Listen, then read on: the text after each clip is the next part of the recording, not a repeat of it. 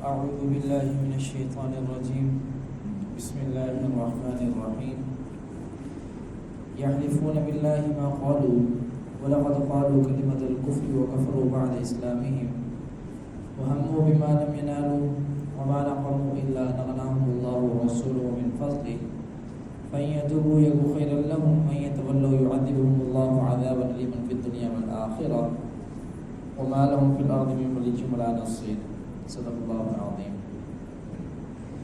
یحلفون باللہ ما قالوا، قسمیں کھاتے ہیں اللہ کی کہ ہم نے نہیں کہا، وَلَقَدْ قَالُوا كَلِمَةَ الْكُفْرِ، اور بے شک کہا ہے انہوں نے لفظ کفر کا، وَكَفْرُوا بَعْدَ إِسْلَامِهِمْ، اور منکر ہو گئے مسلمان ہو کر۔ یہاں پہ ہوا یہ تھا کہ جو لوگ غزوہ تبوک میں جانے سے رہ گئے تھے، آپ علیہ السلام نے ان کی مذمت بیان فرمائی۔ اب جب مذمت بیان کی تو جو منافق لوگ تھے انہوں نے کہا جی جو پیچھے رہنے والوں میں ہمارے بھی بڑے لوگ ایسے تھے جو بڑے معزز ہیں، بڑے شریف لوگ ہیں، ان کی بھی مذمت بیان کی ہے۔ اور کرتے کرتے بات کہاں سے کہاں پہنچی، اور ایک صاحب نے کہا جی یہ تو ایسا کہا گیا کہ جیسے ہم لوگ پیچھے رہنے والوں کی اتنی مذمت ہوئی جیسے کہ گدھے ہیں، اور ان سے بدتر کہا گیا ہے۔ ایک صحابی نے کیا کیا کہ جب ایک صحابی تک یہ بات پہنچی تو انہوں نے آپ علیہ السلام سے شکایت کی کہ یہ لوگ تو یہ بات کر رہے ہیں۔ آپ علیہ السلام نے بلایا اس بندے کو جس نے بات کی، یہاں پہ بتاؤ یہ بات کہی؟ میں نے تو نہیں کہی۔ اور قسمیں اٹھانے لگا، نہیں جی میں نے تو قسم اٹھاتا ہوں میں نے یہ بات کہی ہی نہیں ہے، ہم نے تو ایسی کوئی بات نہیں کی۔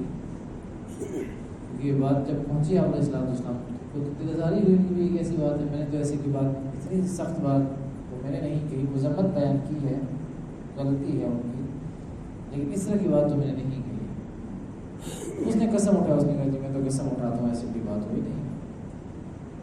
اس کے اوپر پھر ایسی بات سامنے آئی کہ یحلفون باللہ ما قالوا، قسمیں کھاتے ہیں اللہ کی ہم نے نہیں کہا۔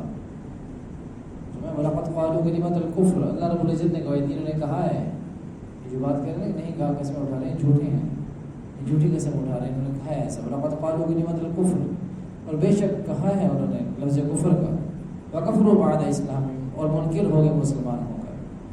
وَهَمُّوا بِمَا لَمْ يَنَالُوا، اور قصد کیا تھا اس چیز کا جو ان کو نہ ملی۔ اچھا ایک اور یہ بات ہوئی کہ جب آپ علیہ السلام جا رہے تھے غزوے کے لیے تو دو صحابہ ساتھ تھے، ایک حضرت عمار اور ایک حضرت حذیفہ،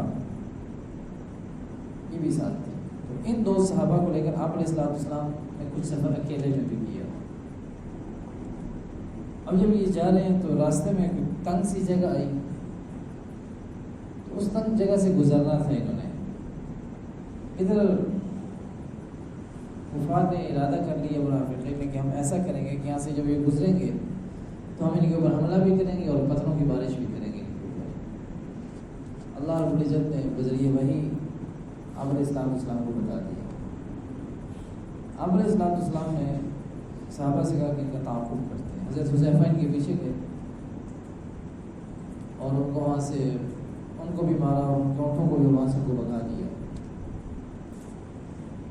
آپ علیہ السلام نے فرمایا کہ ان میں سے جو 12 ہیں نا یہ تو جہنمی ہیں، اور 3 کو انہوں نے معذور قرار دے دیا، اور باقی 8 کے بارے میں یہ فرمایا کہ ان کو ایسے پھوڑے نکلیں گے کہ اگر وہ سینے کی طرف پھوڑا نکلے گا تو اس کی تکلیف اور جلن ان کو کمر تک محسوس ہوگی، اور اگر کمر کی طرف ان کو پھوڑا نکلے گا تو اس کی جلن اور تکلیف ان کو سینہ تک محسوس ہوگی۔ پھر اس کے بارے میں ہے کہ وَهَمُّوا بِمَا لَمْ يَنَالُوا، اور قصد کیا تھا اس چیز کا جو ان کو نہ ملی۔ وہ یہ چاہ رہے تھے کہ ہم پہ حملہ کر دیں گے، ان کو نقصان پہنچائیں گے، تو اللہ رب العزت نے ان کو بچا لیا، تو یہ چیز ان کو حاصل نہیں ہوئی۔ وَمَا نَقَمُوا إِلَّا أَنْ أَغْنَاهُمُ اللَّهُ وَرَسُولُهُ، اور یہ سب کچھ اس کا بدلہ تھا کہ دولت مند کر دیا ان کو اللہ نے اور اس کے رسول نے۔ کہ اللہ رب العزت صحابہ کی زندگی پہلے بڑی مشکلات کے اندر تھی، پھر آہستہ آہستہ وسعت آتی گئی، غزوات ہوئے، فتوحات ہوئی، مال غنیمت آتا رہا، پھر یہ اللہ کا فضل رہا ان کے اوپر، تو یہ اللہ کی طرف سے کے لیے بڑی مدد اور نصرت تھی۔ اور جو اللہ رب العزت نے حصے مقرر کیے تھے آپ علیہ السلام نے، اس حساب سے صحابہ کو دیتے گئے، اور صحابہ کو بھی بہت سارا کچھ مال ملا، تو صحابہ جو ہے وہ دولت مند ہو گئے، حالات اچھے ہو گئے، بہتر ہو گئے حالات۔ تو اس حوالے سے ان کو بڑی تکلیف ہوتی تھی کہ یہ کیا ہو گیا۔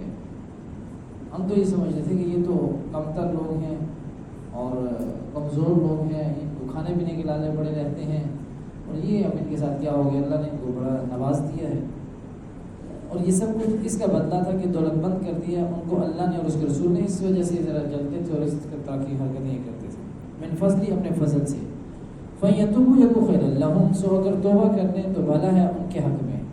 اگر یہ جو کچھ یہ حرکتیں کر رہے ہیں، مطلب اتنا کچھ کرنے کے باوجود بھی اللہ رب العزت کی طرف سے کھلی آفر آئی ہے کہ اب بھی اگر یہ توبہ کر لیتے ہیں تو ہمیں تو کوئی اس کے ساتھ کوئی دشمنی تو نہیں ہے، ٹھیک ہے، توبہ کر لیتے ہیں تو ان کی توبہ کو قبول کیا جائے گا، لیکن توبہ حقیقی معنوں میں، صحیح معنوں میں توبہ ہو۔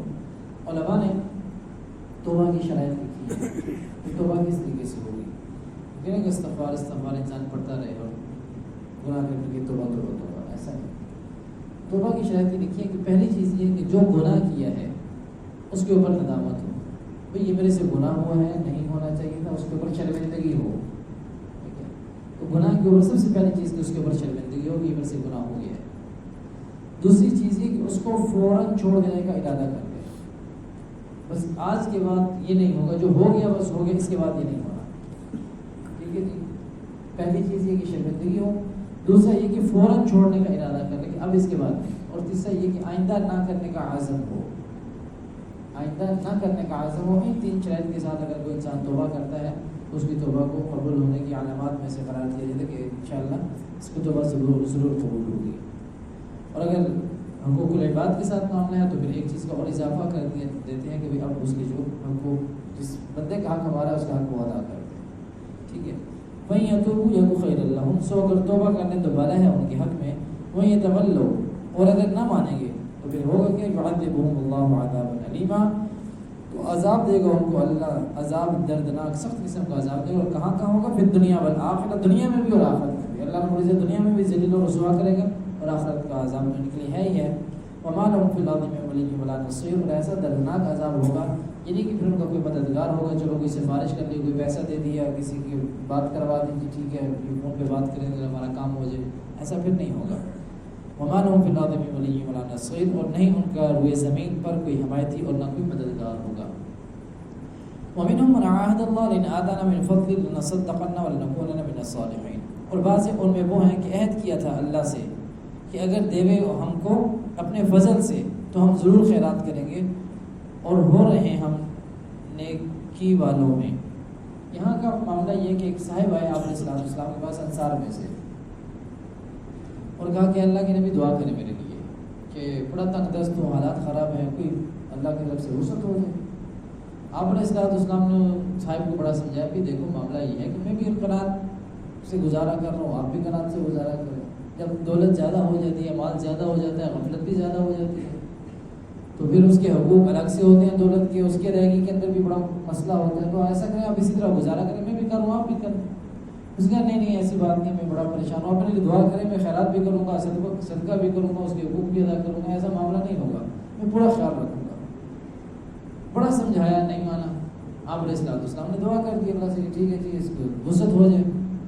اللہ رب العزت نے دعا قبول کی، اور اس کا دن رات میں آج یہ کل وہ پرسوں وہ بارے نیارے ہو گئے۔ اتنا اللہ نے وسعت دی اس کے مال کے اندر کہ اس کو شہر سے باہر نکلنا پڑ گیا، بھیڑ بکریوں میں بڑی اللہ نے ترقی دی اس کو۔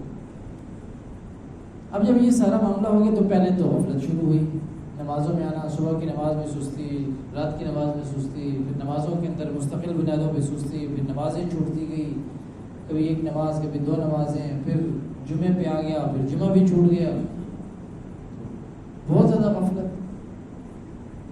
آپ جب زکوٰۃ کا معاملہ ہے تو آپ علیہ السلام نے ایک صحابی کو بھیجا، جاؤ بھائی ہو گیا اب زکوٰۃ ادا کرے، اللہ نے تمہیں بڑا مال دیا ہے۔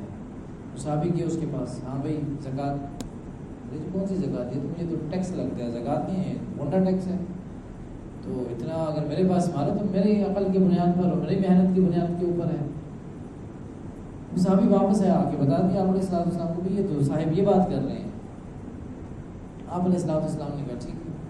اب جب اسے پتہ چلا اس بندے کو جو انصاری تھا وہ آ کے کہا کہ اللہ کے نبی میرے سے زکوٰۃ وصول کر لیں اور میرے سے بڑی غلطی ہوگی، اور اپنے سر کے اوپر خواب بھی ڈالنے لگا اور بڑا کچھ اپنے برا بھلا خود کو کہا. آپ علیہ السلام نے کہا نہیں، مجھے اللہ کی طرف سے حکم ہے اسے زکوٰۃ نہیں لینی ہے. بڑا رویا دھویا، اور یہ سب کچھ اس کی ڈرامے بازی تھی، حقیقت نہیں تھا، سب ڈرامے بازی کر رہا تھا. اچھا اس کے بعد سے اس سے زکوٰۃ نہیں لی گئی، کوئی صدقہ خیرات اس سے نہیں لیا گیا. پھر اس کے بعد حضرت بکر صدیق رضی اللہ تعالیٰ کو دہرایا، پھر وہ آیا ہاں جی زکوٰۃ. حضرت بکر صدیق رضی اللہ تعالیٰ تو ایسے آپ علیہ السلام کے نقش قدم پر چلنے والے تھے کہ ایک حکم کے اوپر جان قربان. ان کا نہیں، یہ تو نہیں ہو سکتا، اللہ کے نبی نے آپ سے نہیں وصول کی، میں کیسے وصول کروں گا، یہ تو نہیں ہو سکتا، نہیں وصول کی. پھر حضرت عمر فاروق رضی اللہ عنہ کا دور آیا، انہوں نے بھی نہیں وصول کی. پھر حضرت عثمان رضی اللہ عنہ کے دور میں جا کے یہ شخص مر گیا تھا. اس کے بارے میں ہے کہ وَمِنْهُمْ مَنْ عَاهَدَ اللَّهُ، اور بعض ان میں وہ ہیں کہ عہد کیا تھا اللہ سے، لَئِنْ آتَانَا مِنْ فَضْلِهِ، کہ اگر دے ہم کو اپنے فضل سے، لَنَصَدَّقَنَّ، تو ہم ضرور خیرات کریں گے، وَلَنَكُونَنَّ مِنَ الصَّالِحِينَ، اور ہو رہیں گے ہم نیک لوگوں میں. سنتے ہیں.